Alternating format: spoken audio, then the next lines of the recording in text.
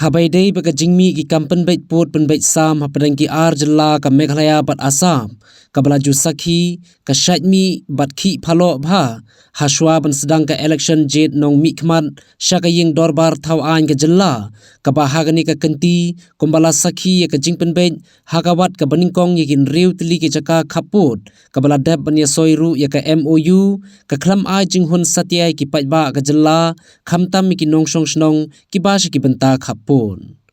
Habakali yakane ka benta no chairman jong ka jakbom uba Erwin ke sutanga uloong bakane de ban kali yu menteri rangba ka Jilla namar bo de mo u balaya soy ya ka MOU namar le se menteri rangba yu udonru ya ka political agenda ka jong u ka ba omla bantim Henry nakaliang ka jakbom ka shimkhia bait halor ka rukom pen bait pot jong ka sarkar ka ba om yahap satya bar ka ba khlam ai jinghun ki paitba ha ka Jilla khamtam ki basa ki benta khapun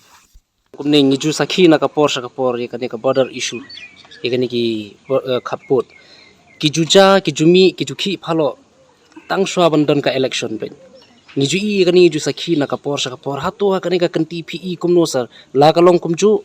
ne kandon ka jinge pher ha kane kanwan ka jing pher kane ka kanti ka pamanta kata ka jing kali phap kali no chief minister mal mo uba sai ni ka MOU ndai mangi ba pangki ka boda ngiling isu riak ya ke bakal sarkar tale se chief minister udan ka political agenda ka jumu boleh pun kata gimla ban tip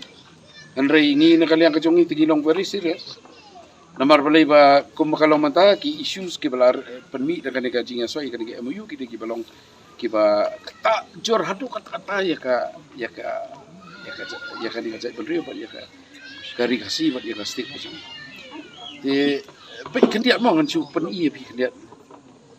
kani ka sarkar MDA mana kani kami sekumbulai uhap na udi udom lahap denam udom lahap udi lahap ta sa embot wi ta ka sa stang kama sa stang ka jingma den MDA ta ka ski bulai penhap na yauni udi tak uhap udom ta sa embot wi to embot der money making machinations kiba kijinya plan politics ya plan you ban ya you money making pada sepengkala business ba ya ka senjar kada pada administrative failure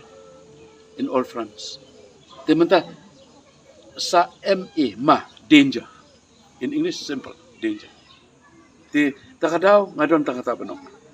ngingim doni iban ling baka taka election kata unsarahi pa iba andrai ka sulong no ka issue ki penmihi ka MA government ngomong so MDA malaha uli ka MA government ka ma government ka danger government kala wan rahi kan issue simple